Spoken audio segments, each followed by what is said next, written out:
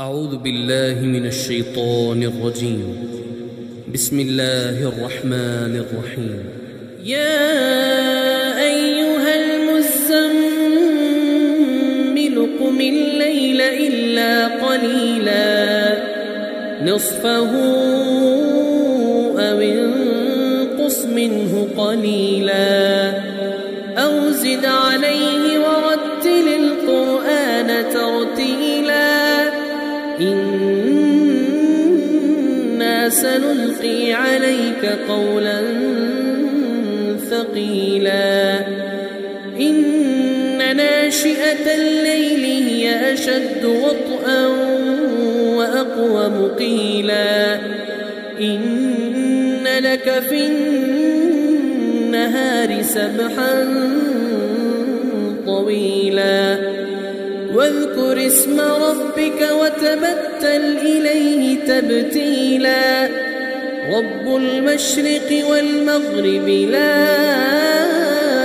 إله إلا هو فاتخذه وكيلا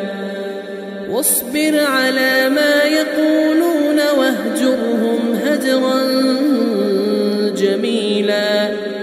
وذرني والمكذبين أولي النعمة ومهلهم قليلا إن لدينا أنكالا وجحيما وطعاما ذا غصة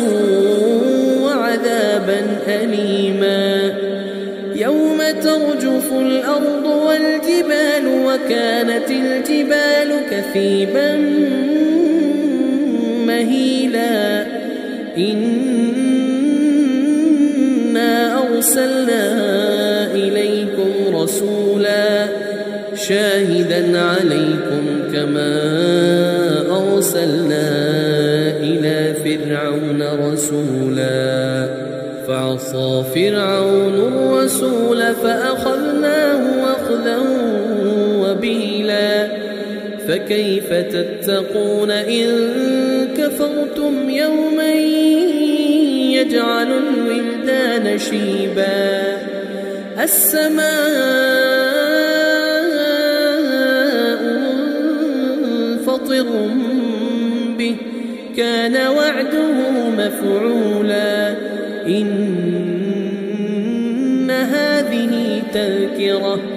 فمن شاء اتخذ إلى ربه سبيلا إن ربك يعلم أنك تقوم أدنى من ثلثي الليل ونصفه وثلثه وطائفة من الذين معك والله يقدر الليل والنهار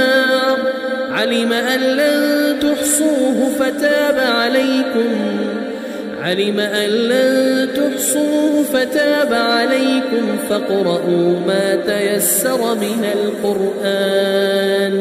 علم أن سيكون منكم مرضى وآخرون يضربون في الأرض يبتغون من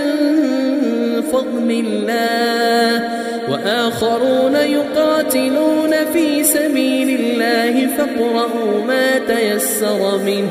وأقيموا الصلاة وآتوا الزكاة وأقرضوا الله قرضا حسنا وما تقدموا لأنفسكم من خير تجدوه عند الله هو خيرا وأعظم أجرا واستغفروا الله